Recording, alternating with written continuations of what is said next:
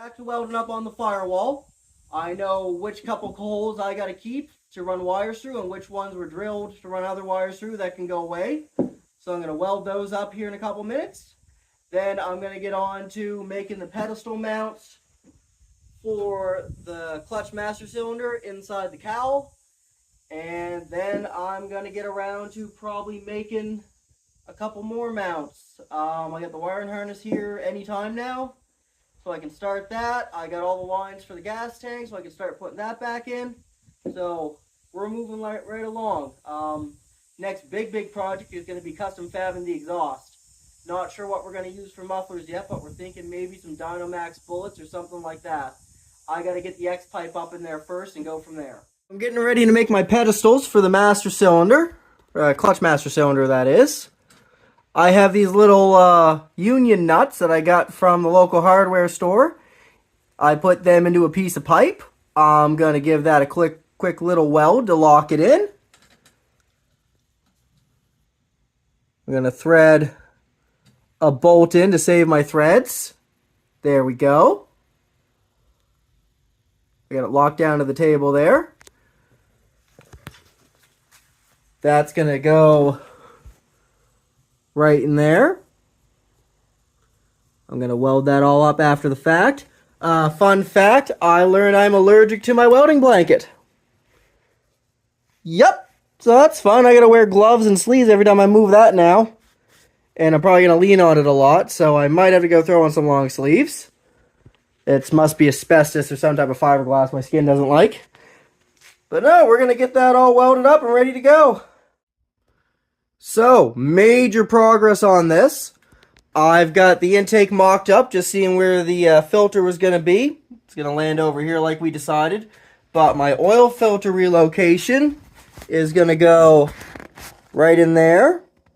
It's going to be the cleanest place to put it, where it's not going to be horrible to change. The fuse box is mocked up there. I'm going to make a nice little closeout panel from where I had to cut the inner fender. That's locked down and happy. The ECU is going to live right about there and sticking out a little bit. And the line lock brake solenoid is going to go in behind it and tuck away.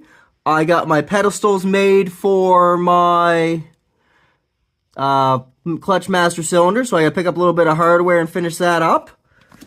I've got the alternator mocked up, the alternator wire and harness run. I've got the fuel injector harnesses attached to the rails. I could not figure out a better way to do that, and I don't know if I'm just an idiot or if that's how it's going to have to be. I'm not nuts about that. I would have liked to have hit it, but that's one thing with the Phytech system where you don't have that many options for that sub-harness. What else we got on the go here? Firewall patches are all done, well, best I could without taking the motor out. This car will get painted in the future, and I think if it gets painted, someone should probably maybe pull that motor and do finish up the firewall. It's stuff I can't get to. What else we got here?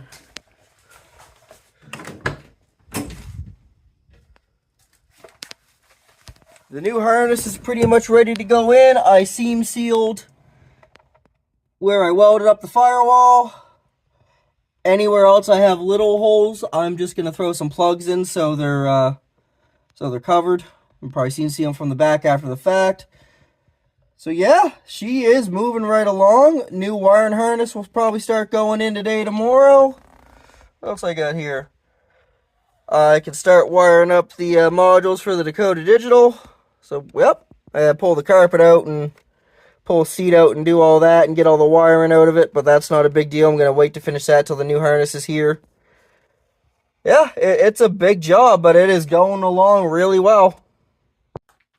So here's what nobody ever really shows you, is all the research and all the work that goes into this.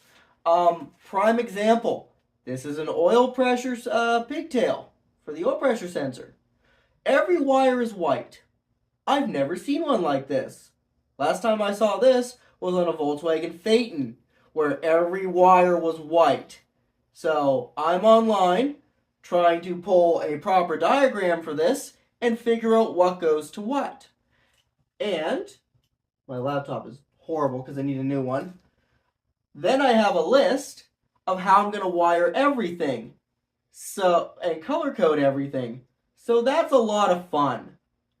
It's not a lot of fun, not even a little bit, but I'm trying to make it.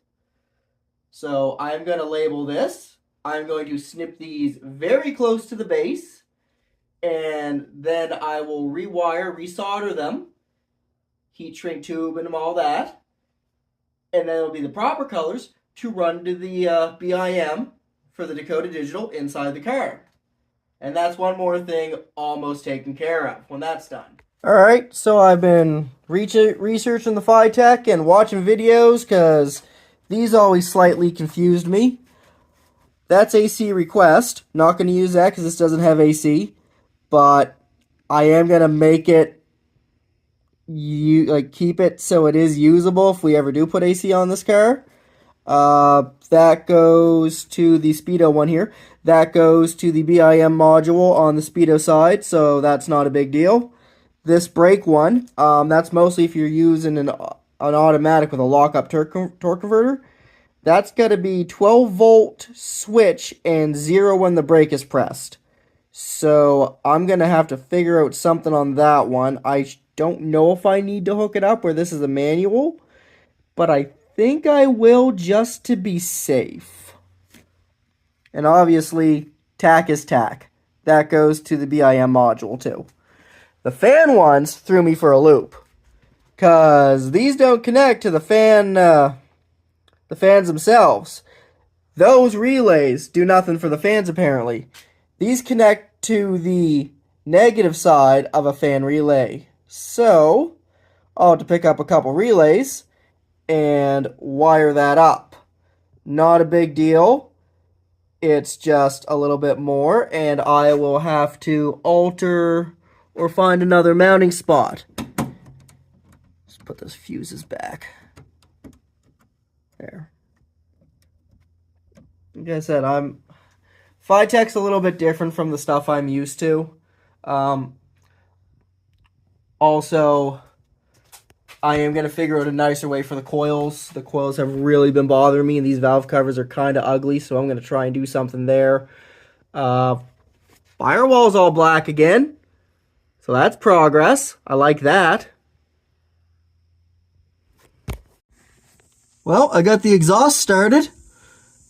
I basically had to cut down a pipe's X pipe a little bit to make it work, but that's going to run through that pocket on that cross member right there. Cross member's not fully bolted in yet. And then the X pipe itself is going to start right around the U-joint there, so that should be good. Now I'm excited to start this. Now I can pull that back out here in a little bit, and I can weld on the bung for the O2 sensor. So I got the painless wiring harness here. Gonna start putting that in. I do like these. I like American Auto Wire a little bit better, but they don't have one for this car. Everything's pretty much labeled. There's a little bit of wiring to do. Give you all that stuff. There is the engine side. So yeah, she's going right along. I'll start putting this in here after supper. So I got the tank pretty much mocked up. I'm short a fitting, so I'm waiting on that one to show up for the return. This, I'm just going to use this vacuum line for the vent. That doesn't have to be anything fancy. So I've got this. This is going to go to the return filter. It's got these nice clamps on it. I got it set there, so I can clamp these like that, if that's going to work that way. I made my little wiring harness. That's going to get a weather-packed plug to terminate it, so you can unplug it easy. So, yep, this is about ready to go back in. And that's one step forward. I'll have to drop it again to change that out, but at least get everything mocked up. So this is a cool little setup. This is based off the Corvette-style Wix filter. It's got a built-in return, it's got the feed, and then that's out to the engine. So this simplifies a lot of stuff when it's not super high horsepower. And this is really, really going to make plumbing this car easier.